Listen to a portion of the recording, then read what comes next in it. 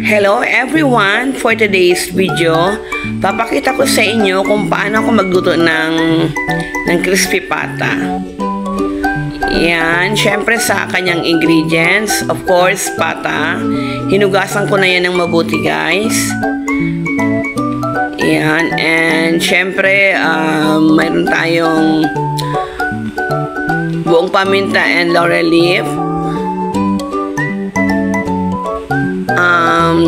Bawang and sibuyas, and syempre tubig para sa pagpakulo ng ng pata.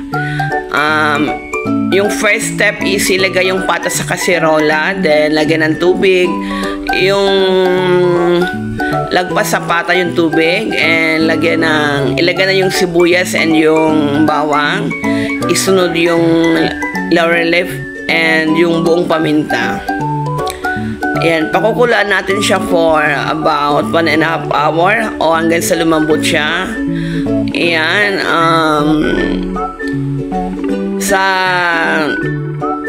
lutuan namin sa labas ko siya pinakulo kasi syempre to save gas, 'di ba? Kasi napakamahal talaga ng gas.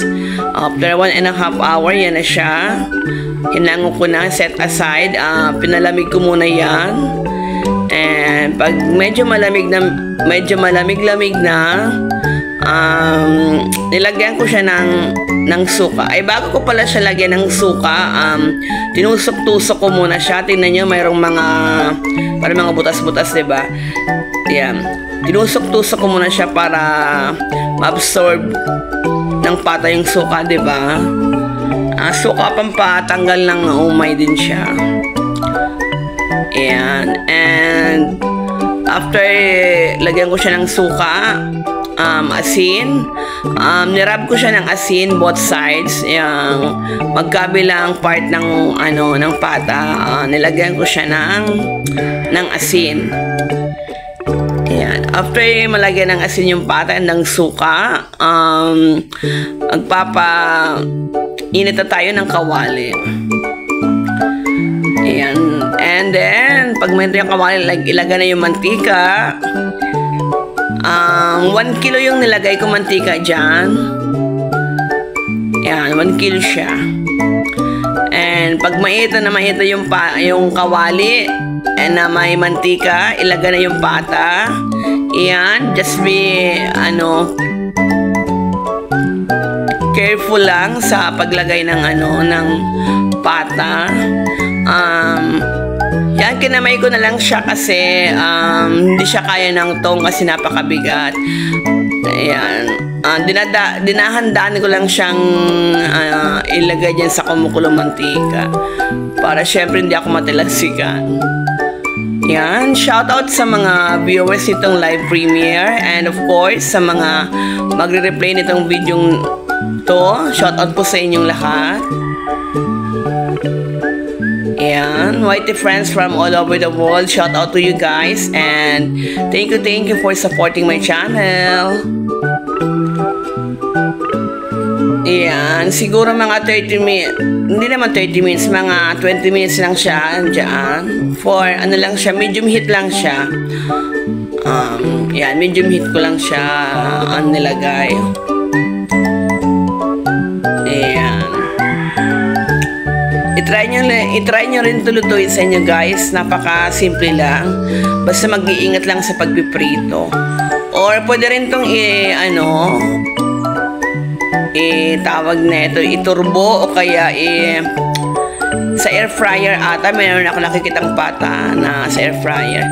Yan, sabi nila para daw maging malutong. Yan, winiwisik-wisikan lang ng tubig.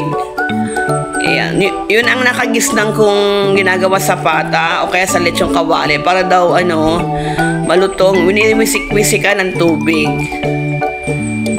Ayan. Effective nga naman siya.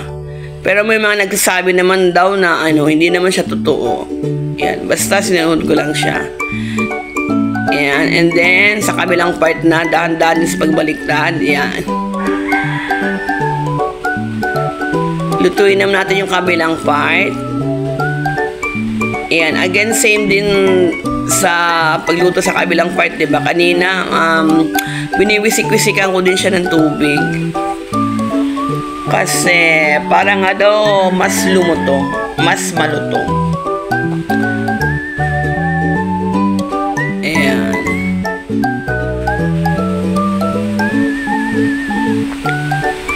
Diba? Basta ingat lang sa pagpiprito talaga netong pata kasi matalansik siya. As in, matalansik talaga kasi syempre yung diba, yung taba, yung balat. Ayan, malapit na siya maluto. Ayan, ay pala siya, set aside ko muna pala para kasi mas lalo pa siyang lumutong. Medyo palamigin muna natin yung pata and ipiprito uli natin siya dyan for high heat, 'di ba? Kasi kanina siya, 'di ba? Medium heat. Ngayon high heat siya, and then nasaboy-saboyan ko siya ng mantika, 'di ba? Ay yung yan. Sinasabuyan ba niya? Yan, inaano ko siya ng mantika, 'di ba? As in high heat na siya, guys. Yan. Para mas lalong malutong daw siya. And then gawin din natin yan sa kabilang side. Yan. And winiwisik-wisikan ko pa rin siya ng tubig. Yan. And then, ayan na siya. Lutong-luto na siya, guys. Pwede siya sa mantomas and sa vinegar na may toyo dip and na may sibuyas. Yan, kain na tayo. Thank you for watching. Bye, everyone.